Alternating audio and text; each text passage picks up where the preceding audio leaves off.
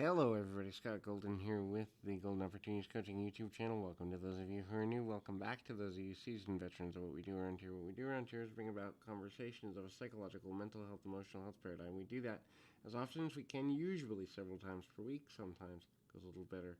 Sometimes my schedule doesn't allow. But hopefully 2022 brings a little more consistency here.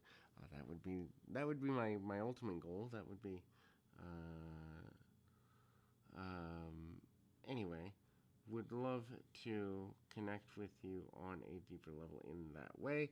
There's a couple ways you can do that. You can reach out through Twitter at PO Perception. You can reach out through the About Me section of this YouTube page. Either one will lead you in the direction of making a connection with me or a member of my team, and we can make that happen for you. Next thing to look at there is, and this particular audio is about people that fear rejection in potential relationships.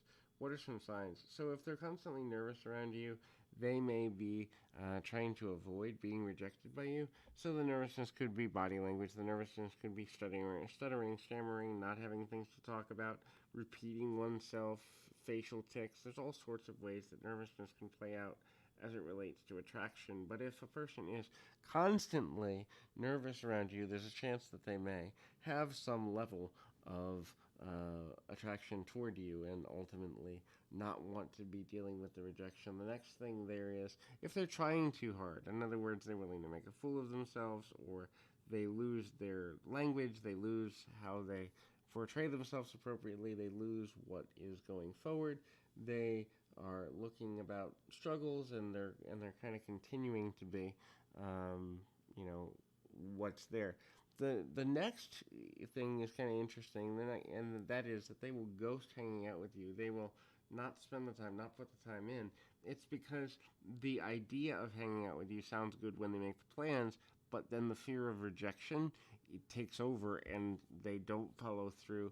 Not because they don't want to spend time with you. Actually, much to the contrary, they are looking at it as, if I don't present myself correctly, if I don't look at myself rightly, if I continue to be a bag of nerves, I'm going to do more damage, and they'll talk themselves out of spending time with you being a good idea.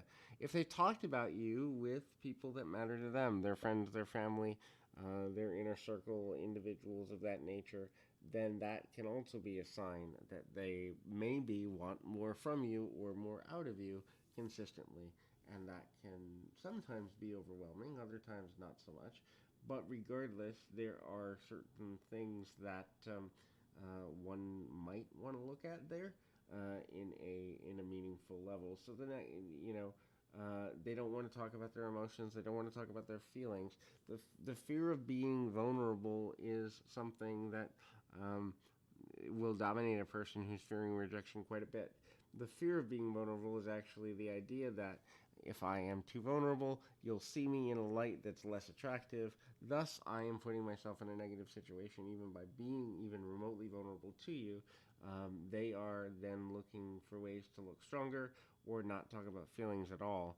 The last thing in that sort of dynamic is they will look for ways to remember, almost keeping like a catalog of the things you like, the things you don't, the things that interest you, the things that annoy you. They keep kind of a mental tabulation or catalog of, um, what it is that you like and dislike, so that they can anticipate your needs, be there for you, show a higher level of interest than average.